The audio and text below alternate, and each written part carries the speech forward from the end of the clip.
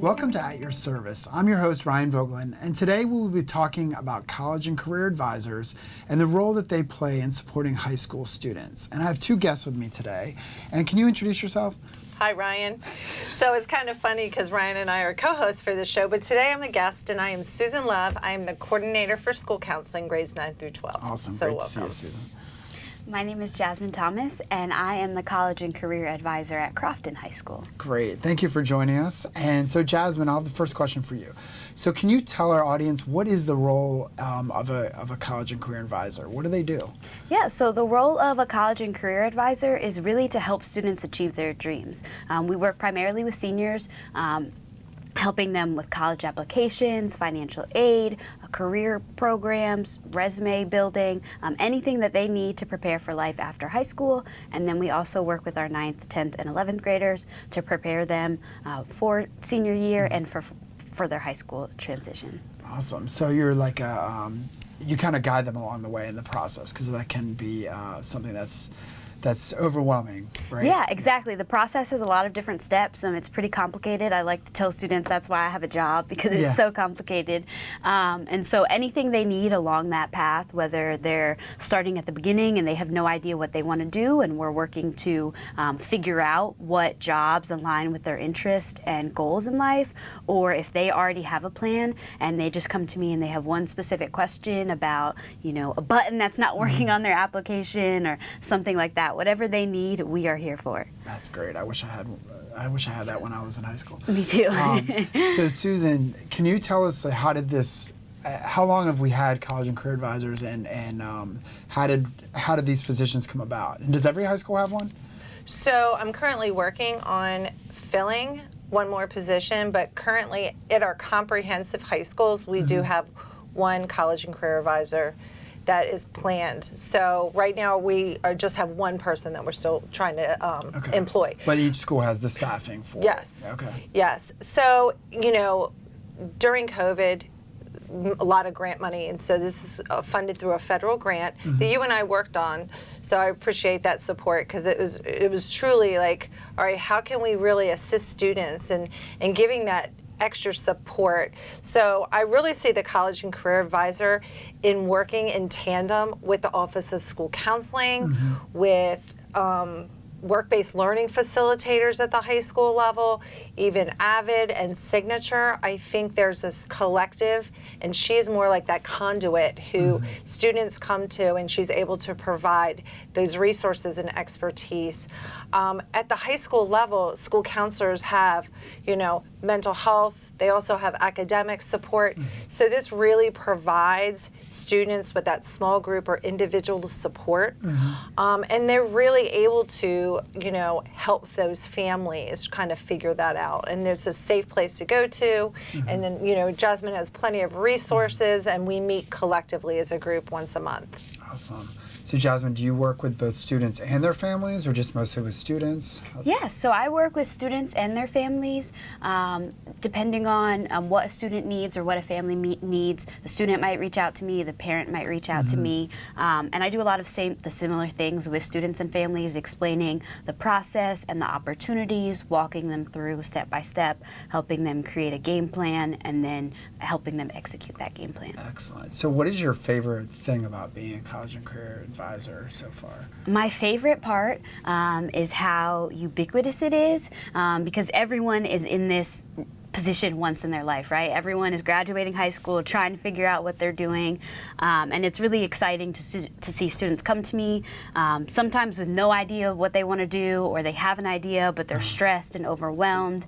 And so I really love being there and just being able to support them through that process, and then see them go from a vision to actually living out their dreams. Yeah, excellent. So when you're at Crofton, what does a day look like for you? Like, what does a day-to-day job look like for you when you're at the school? Yeah, so every day is different, and that's one of the things that's really exciting about being an advisor. It depends on the time of year. So fall is really, really heavy with college applications, and then winter turns into financial aid and scholarships, and then in the spring it's a lot of getting decisions, job applications, resumes, tying up loose ends, and then on the day-to-day, a lot of times I will be meeting with students. I might be giving a classroom presentation or planning events and initiatives. Just today I was working with my work-based learning facilitator to plan resume workshops for our juniors. So things like that every day. Good. And how do kids, like if a student wanted to see you or a parent was interested, how would they go about doing that at the school?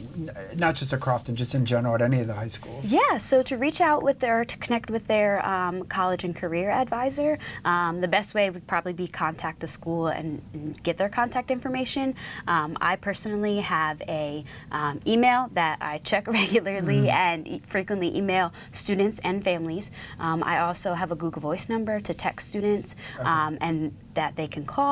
They can also call my office number, or they can just stop in to see me in person. Excellent. And I'm sure the school counselors also will, as they're seeing students, will refer them to you also, right? Yes. Does that happen regularly, Susan? Very much so. I think that's that's critically an important piece of the collaborating and then sharing resources. So definitely. Yeah.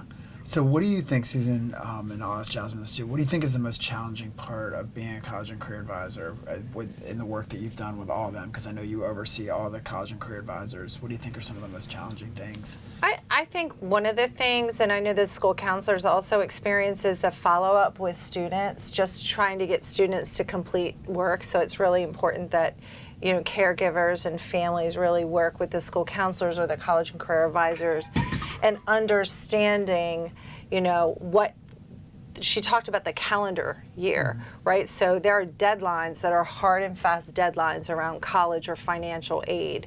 So, March 1st is Maryland's financial aid deadline. So really going to that outreach for students and really like having those follow-up, I think that is probably a big challenge. And Making then sure the kids keep up with those things. yeah, and I think the other thing that is just a challenge right now is because these are new positions, so kind of just finding their fit and where they fit within the high school, because they're advisors, but they deal with certain things that cross over that school counselors also deal with. So that has just been a challenge, and it's not really a negative, it's just that it's just new. So it's going to take time to kind of work out some of the kinks and, personalities in space. So, but I think it's something that if I look at Anne Arundel, other school systems have college and career advisors, and they're really able to assist the students and families with that outreach so that they have those set plans. Because you can have a dream, you can have a vision, but if you're not putting it like in action, then you can tell me you're going to college, but if you haven't completed one thing and it's already December or whatever, we need to connect her with Jasmyn or him with Jasmyn in the school to ensure that they're at least completing those pieces. Yeah, and I think those are great points. And I think many parents pay money to have these types of services. So what I think is awesome that we're making these available for students in the school at no charge. Yes. Yeah, and that's critical, because I know a lot of people in that post-secondary world, they spend thousands of dollars getting a Jasmyn, but we have many Jasmyns, right? So now we have one in every comprehensive high school minus one. So really to rely and tap in on her expertise and how she can assist. Excellent. What do you think are some of the most challenging parts? Is some of the things Susan said, or are there other things? Yeah, I definitely agree. And going off what Susan said, how individualized the work is, there are an infinite number of paths that students can take, which I said is also one of the most exciting, but it's also difficult to juggle. And even within those paths, two students may both be going to college, but their application timelines and deadlines and requirements can be completely different. So just managing all of the different opportunities out there and where each student is at in the process for hundreds of students is a lot to juggle, but the school counselors have been really helpful in bringing students to me and helping me identify students, or maybe they have students that they're closer to and they know they're more familiar with what would be a good fit for them and help them achieve their dreams, and so they can provide me that information, which is really helpful. Excellent, excellent. So, as we talk about the support that you are giving to students. For those parents out there, I'll start with Susan. When should they start preparing for life after high school? Like when should they start thinking about that? And what are some practical tips you can give parents? And when doing this, I mean, I have my own children, and those are things I know that I'll be thinking about soon. So what would be some things that you would want them to think about? You know, I think one of the things that I would like parents to look at are like student strengths instead of deficits. I mean, you can do that starting in elementary school and just figuring out what their natural interests are and what they like. I mean, really, you can develop. However, I think, you know, personality and temperament and individual characteristics of strengths really kind of is what builds students, keeps students on the right path. Gives them a sense of hope, and I think just determination. But I think at the middle school level, it's that exploration piece. You know, just having a career assessment, and we, you know, in elementary we've bought Zello as a district, and now middle school has Naviance, so they're able to, you know, do that preparation, that exploration, and I think that's critical. Before we go there, can you talk about what Zello is and what Naviance is, just for parents? So Zello is a career interest platform for elementary, and the way I understand it is that students play career games. They do like little scenarios or challenges, and teaches them about different areas, about themselves and their likes and their dislikes, and they have an avatar. So it's very elementary based. And then Naviance is our college and career platform for 6 to 12. And that provides information on careers, personality assessments, work-based learning skill assessments. There's an opportunity, I know at the middle school level, that they have a curriculum that students are able to use around college and career. And then there's also some road trip nations where students can go on and pick a video that might be that could be a career cluster that they're interested in, and they can watch these video clips. They're about 1 to 2 minutes, and the occupations on Road Trip Nation. They're not the traditional. They're almost like things you've never heard of. So kids are like exploring all this, and it's like they're unpeeling that layer, and it's just, I think there's a high interest. So we use it for the college application piece, you know, in high school, but when I think about the trajectory of middle school, parents need to know what kind of classes students are taking. You know, what kind of math classes they're taking. Are they taking world and classical language? You know, because that career exploration is just having a conversation of what's your interest with your middle school students, but ensuring them what is that trajectory in high school. Like, what classes are you going to be sitting in and have, that pathway. So I think that is pretty, you know, appropriate for the younger in the middle school. So they're both for exploration, a lot of exploration. Lots of exploration and information. And so that's the nice thing, because we have access for, you know, transportation to do field trips if it's a learning experience as planned. Excellent. All right. Well, so after the break, we are going to continue talking with Susan Love and Jasmyn Thomas about the role of the College and Career Advisor, and learn a little bit more about what are some of the things that parents need to know about their child and their child's college and career path. So we will see you after the break. Hi, I'm Dr. Mark Bedell, and I am proud to be the superintendent of Anne Arundel County Public Schools, a district of 85,000 students and 14,000 dedicated employees. We are on our way to being the best school system in Maryland, and we could use your help to get there. Consider one of these many careers with us.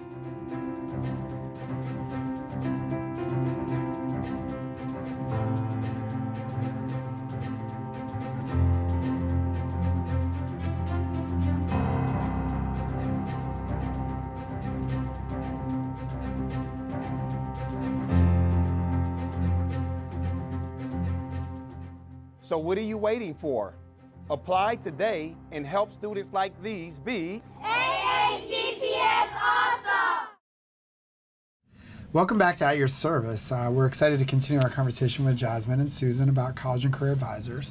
So Jasmyn, before the break, I was talking to Susan about what students should do to start preparing for life after high school. And Susan talked a lot about the elementary and middle school piece and some of those things that happen. So can you talk to us about the high school part? Like what should students start doing to prepare for that life after high school? Yeah, so as Susan talked about elementary and middle school, it is really never too early to start preparing for life after high school. The earlier students have a plan, the smoother the process is going to be and the more opportunities they're going to be able to explore.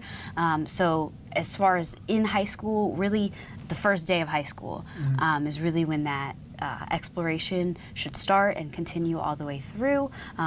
When students are applying to colleges or even career training programs, they're going to look at their grades and their involvement from 9th, 10th, and 11th grade. So it's really important, regardless of what a student is interested in doing, even if they don't want to go to college right now, or they know they want to go to college, just to be doing their best in their classes to ensure that they have the maximum amount of opportunities available to them when they're a senior. Excellent. And so for those who do want to go to college, what does 11th grade look like? That to me seems to be an important year, right? Yeah. So what are some of the things that they're doing in 11th grade to prepare? Yeah, 11th grade is really, really important because it is the last year that colleges will see on your applications, last full year of grades. Application season takes place in the fall of senior year, so students don't have any senior year grades yet, even though they're well in their senior classes. That's just not reflected on their transcript. So one reason junior year is so important is because it's students' last chance, one, to either continue strong and finish strong, or show improvement in their classes. Okay. So that's the first reason. The second reason is it's really the opportunity to start that plan. 9th and 10th grade are great for exploring opportunities and figuring out what types of careers interest students and what the path looks like for those careers. And then junior year is really kind of narrowing it down, starting that program search, whether that be an apprenticeship or a 4-year college or a 2-year college. Start identifying those programs, looking at what they need to apply, so that way the summer before their senior year they can actually start the application process that will take them through the rest of their senior year. Excellent. And so that's for our kids that are looking to go to college. Susan, what do you see as the role of the College and Career Advisor to support those students that maybe they want to go straight into the world of work, maybe Right. they want to go to trade school, and maybe some of our students in the CAT Center. Yep. How do College and Career Advisors help those students also? So I think one of the things Jasmyn talked about was like, what is their interest? Where do they see themselves? And even if they're not sure, it's providing them the information.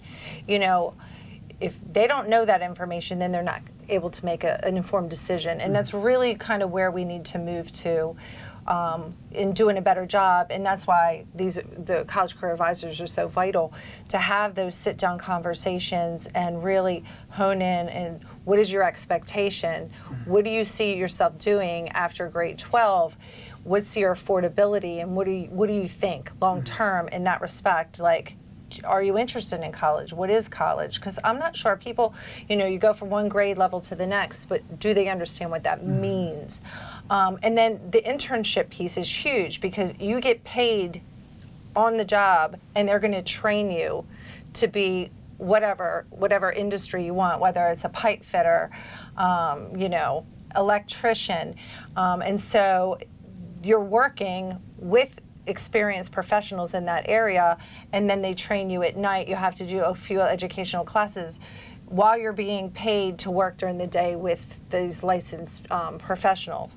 And so for some students and some families, they're not ready to go right into college, and they want to work. They like that hands-on, and they're not quite sure. So we have programs with our CAT centers that we work with, our Centers of Applied Technology, North and South. We also have a new program that has rolled out this year for students in high school.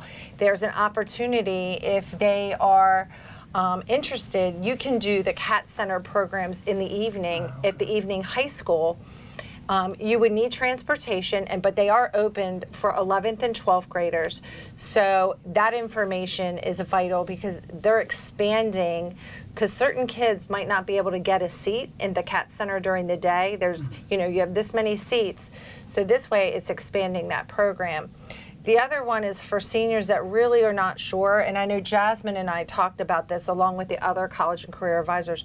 We still have seniors that don't know. They're not sure, but exposing them through programs, through Anne Arundel Workforce Development, because we have that agency of workforce development people in our county and every other county that they also have apprenticeship programs.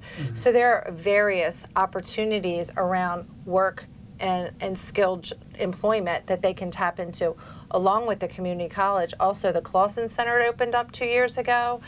So there's quite a bit of opportunity if you're not going directly to college. There's lots of other opportunities that they can have. College and Career Advisor can basically support them in understanding all of those different options. 100%. Yeah, so to continue off what Susan said, I always like to tell students, I don't care what you're doing after high school or how many times you change direction, I want to help you get there. And so it really is student-led, where if a student comes to me and says they don't want to go to college, I don't care.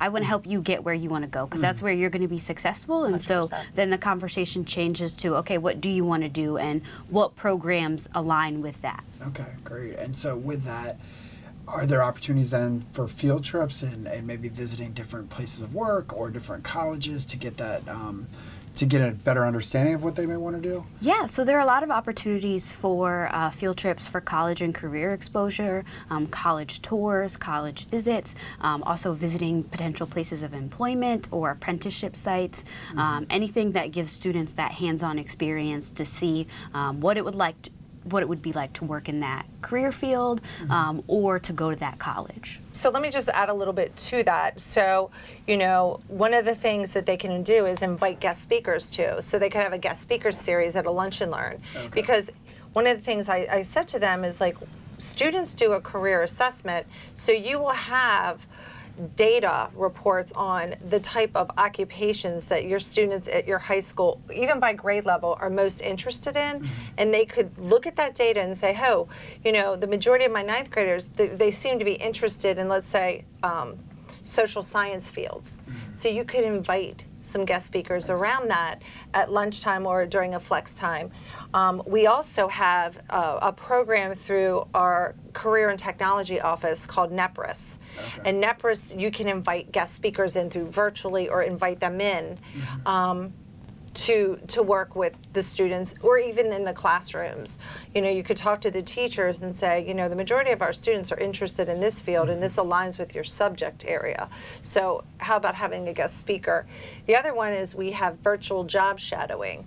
So students are able now to go on and align to a virtual job shadow, so they could see exactly if they're interested in something. Okay.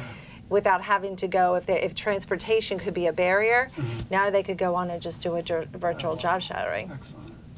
So obviously all those types of things require coordination with different staff members. So who are some of the staff members you work with in the school building to support students with their college and career journey? Yeah, so first, I work with school counselors, definitely. We work together to help identify students and their interests or things that may fit students' needs and goals. We also work together to plan different initiatives, and on events, we will have a college fair and a career fair at our school, and so we've worked together to start planning those. Okay. And then I also work with the internship facilitator. Okay. We are planning resume workshops for all of our juniors. We actually just started a series called Candy and Careers, where yesterday our school psychologist spoke to our students about career opportunities in psychology. And so we went over all of the different flexibilities and career options and degrees that you can get within psychology. And then I also partner with teachers to have classroom presentations, or maybe even just to pull their students one by one in the hallway and check in with them on where they're at in their process and how they're feeling about everything. That's awesome. So there's a lot of collaboration. Yes, a lot of collaboration. Yeah. I could not do it alone. Yeah, excellent.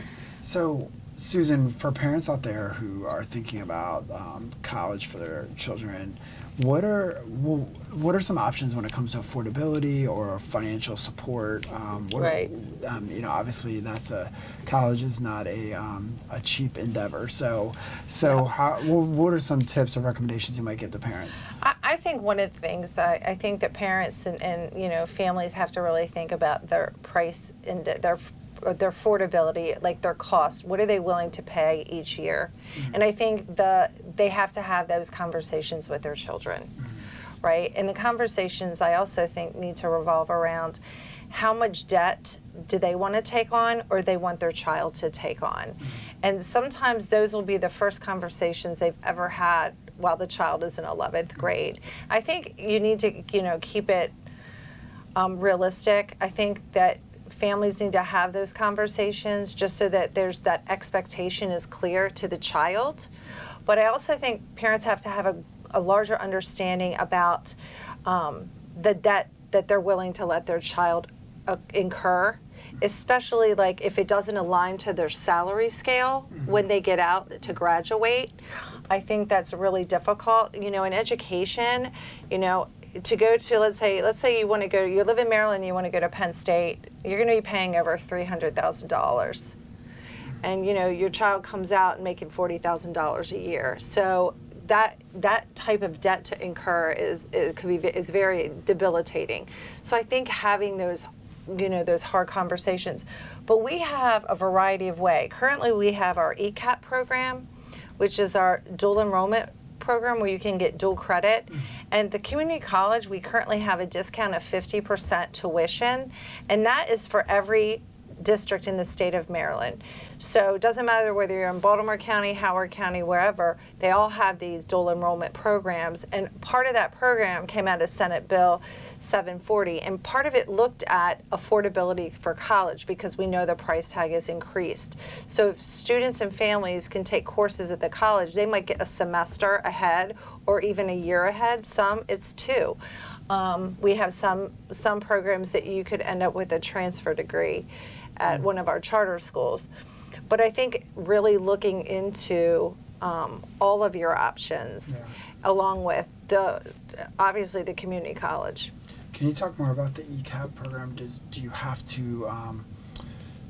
to be in like AP classes, honors classes to be able to participate in ECAP? No, so ECAP is really, there's one program, but there's 2 avenues.